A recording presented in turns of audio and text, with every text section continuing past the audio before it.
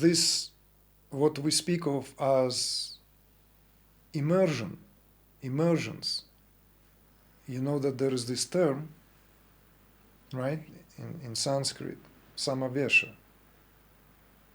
the term that has been introduced on various occasions. And this Samavesha, if you remember, we particularly dealt with it in the Samadhi course, but also on occasion at some of our last couple of years together in various other settings, is higher than the Samadhi. Remember that? When we talked about the limitations of Samadhis, even the highest Samadhi, unless we speak about the final outcome of that spontaneous Samadhi, which comes unasked. We spoke about the distinction between Samadhi and Samavesha. I trust all of you following me now, because the Samadhi course, I think, deals with that with as much attention and clarity as we could muster at the time when we have recorded it. That all Samadhis that are experienced in meditation have this certain limitation to that, because they are known as the states. And in particular, of our interest here is this understanding in the Shaiva tradition, where Samadhi is yet another, more refined perhaps, but very similar to deep sleep state.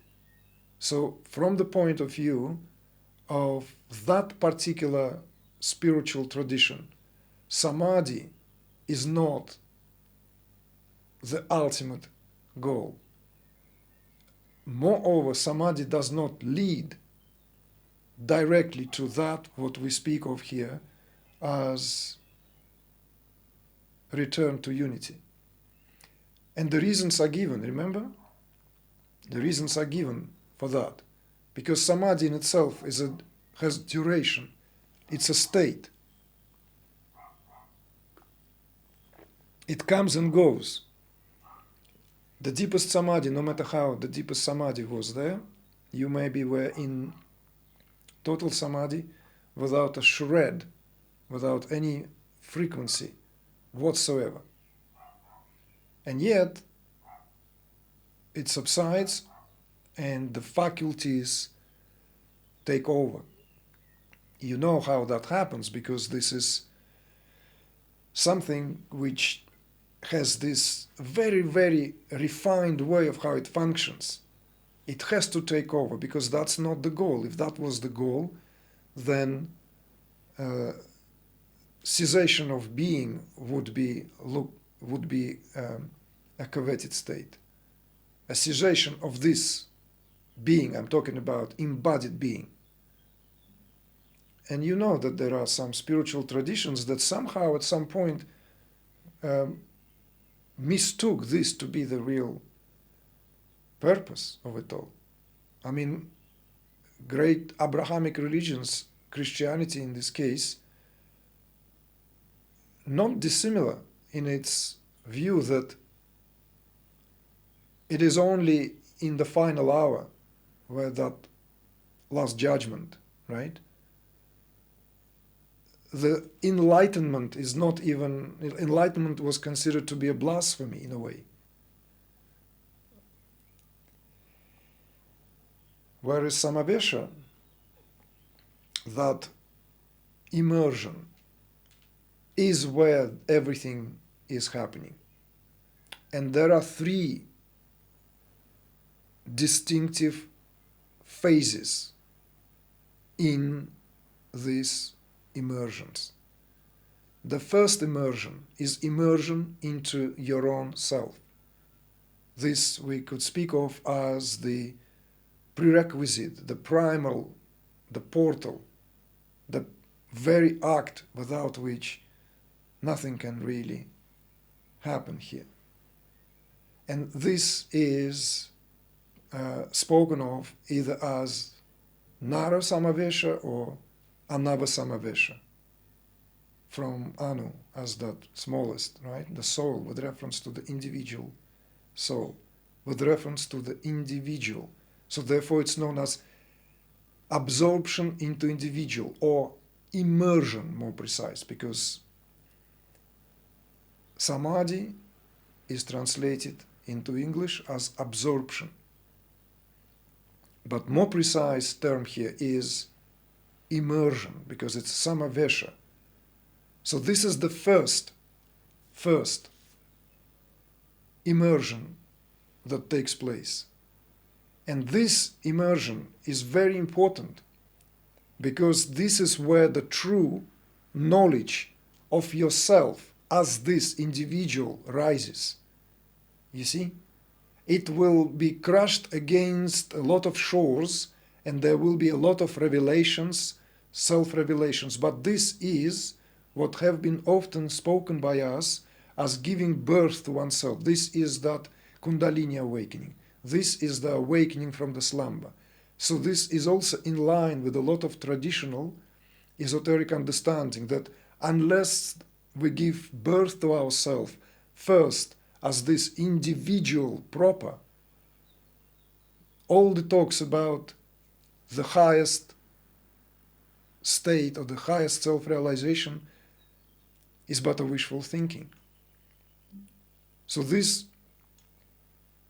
individual immersion, or immersing yourself into the very self of what you consider yourself to be all this time, but completely and utterly from the inside out point of view.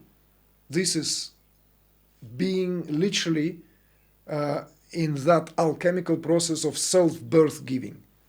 That's what all Kundalini processes are characterized by. How it goes, of course, you know now, hopefully by now, equipped with the understanding of the process itself. But that is a first and foremost birth. So this birth is this Naru Samavesha is of tremendous significance. But of course, that's not the end of the story. Even though this gives a lot of rising to reinforcement of one's sense of self, of which we also spoke of, why awakening often reinforces the subtlety of the structures, because if the gross sense of self, that ego, is being fractured, the subtler aspect of one's own self is often reinforced. And in fact, it should be reinforced. If prior to that there was this a being on automated manner, functioning as a machine, scriptures also speak about that. Many Indian spiritual teachers, as well as the followers who became spiritual masters in their own right, often gave these examples of spiritual process. Sorry, without spiritual process, human being is nothing more than a machine. There is this machinery of everything. Adida, Ramdas, all these American-born teachers, they spoke about that. The automated nature of all the processes. And it only comes to a halt when there is an awakening. There is this interruption or disruption of that process. That's what's so unsettling about these phases, by the way. This is why so many people are attracted to this particular work often, because they intuitively feel that there are answers to what many of them feel as being sidetracked, sidelined, thrown on the side of the road, left to the meaning of life because they awakened, but what to do with it? You know, what's now? Because when unity dawns, there are no questions, right? It's kind of self-explanatory. It's it doesn't leave you confused, you see? This is where clarity needs to be here brought. or very often this lack of clarity is like when people say, I have been, and they start describing what's supposed to be, by the description, a complete and utter cessation of this individuality. And then they say, well, this, and how come then I come into the world? And it's very, at times, disheartening to break down this somehow formed ideas that they have beheld the mighty version of themselves. Because that's not true. Because the mighty version of oneself leaves not an iota of room for any self-doubt. This is the very nature of completeness of that realization. Remember me saying that if 1,000 people will tell you you are wrong, you will not even blink an eyelid, because it is so irrelevant of how others perceive this, because that's the nature of self-knowledge. So this immersion into one's own self is a very important phase. But of course, it is an awakened already phase. The automated nature, the machinery-like nature of human being has been fractured. And there's a great possibility for great unfoldment takes place. And the great unfoldment from there proceeds through the phase of Shakti-Samavesha, the immersion into energy.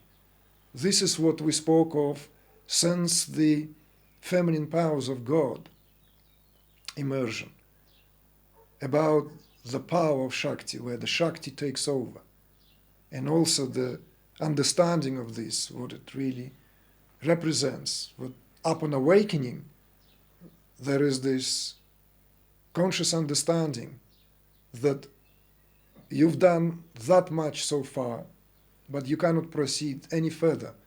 It is only now in the hands of that, what the goddess here, or the Shakti here, or the great power here represents. And that is the second aspect of awakening. Awakening, which is known as immersion into the power, immersion into the Shakti. You see?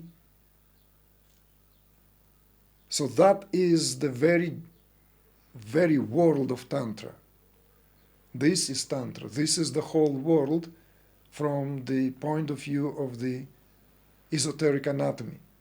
This is all that what we speak when we go into the more detailed account of what happens in the process, because this is great absorption into Shakti.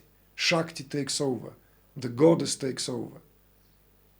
Faculty by faculty, organ by organ, chakra by chakra, aspect by aspect, get reabsorbed.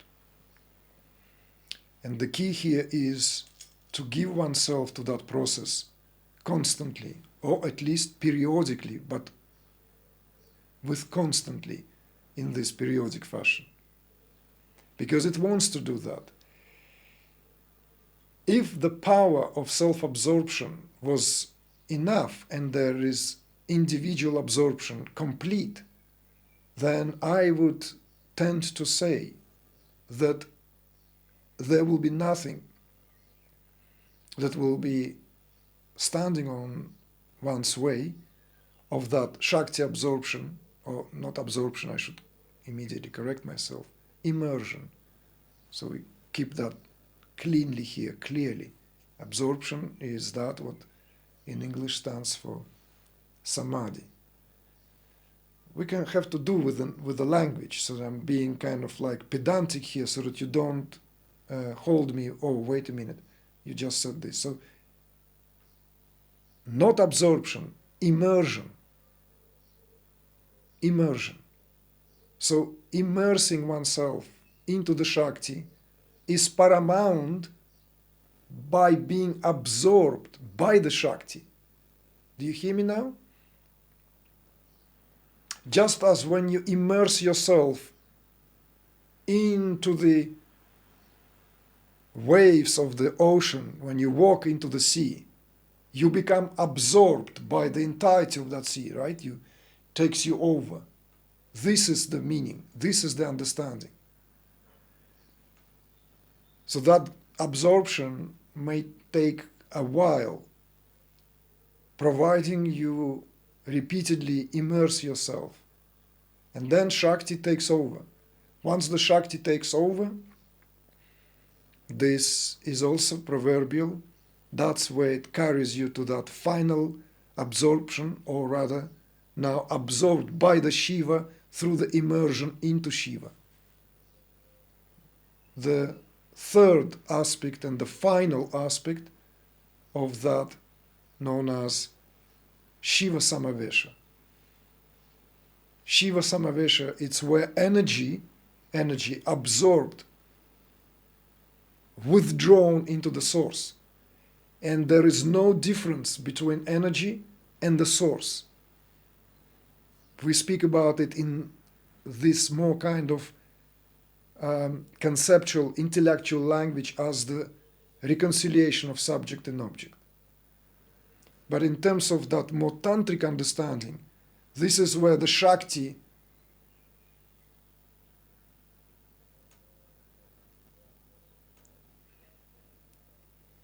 and Shiva emerge through the process of re-emergence back into the original embrace. And that is known as immersion into pure awareness. This is when pure awareness claims you, where pure awareness claims even the energy. You see, individuality already has been inseparable in the process of the Shakti Samavesha. Individuality already is inseparable from Shakti. Very interesting process. The most fascinating process. In a way, let me say this. In the absorption, when Shiva takes over, that Shiva Samavesha, the immersion of energy into Shiva, there is nothing that can be said about that, because it simply defies the language and goes beyond imagination, beyond any conceivable means of how it can be spoken of, let alone perceived. But in terms of immersion into Shakti, it can be spoken of, because this is the phase where individual become one with that field of pure potentialities, one with the field of energy. And it's a very beautiful, very subtle process, especially when it reaches the phases where now, if you want to land somewhere in your understanding here, although I prefer you to have this water-like understanding, but if you want to land, if you want to touch land, then that's what Maharishi said, that when he spoke about the expansion of ego. You see? So we cannot locate ego, and you know that I've been speaking about it in a very much the same way.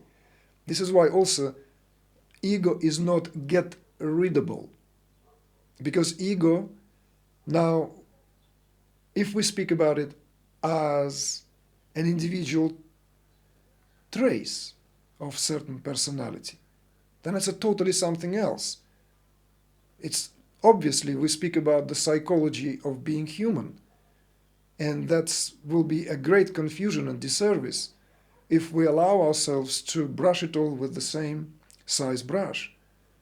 Ego is not the same as egocentricity or selfishness. You see?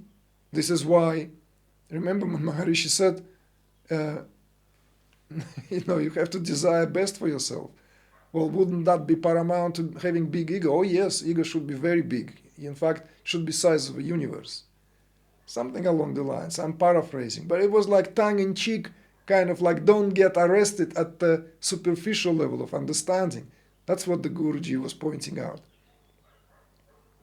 The real deal is here is not about getting rid of something like getting rid of the cup because it contains the liquid and therefore gives form to the liquid, and somehow the spirit of what's in the cup suffers from being contained in this cup. It doesn't.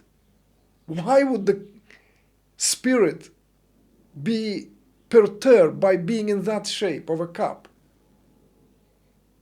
So no ego can ever usurp who you are. That's the understanding. That's how you work with the ego.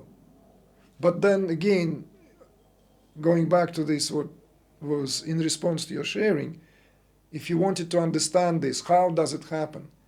It's a mysterious, beautiful, very subtle process. And if you understand this, what the immersion means here. That's why we customize that term for our programs to the immersions. We immerse ourselves consciously. We immerse ourselves in the field of Shakti. We work with that. And then Shakti naturally does that job of carrying us, as it were, that what it says, and delivers, takes us to Shiva. Individual cannot go and introduce himself. Hi, I'm so-and-so. Can I unite with you, my Shiva dear self?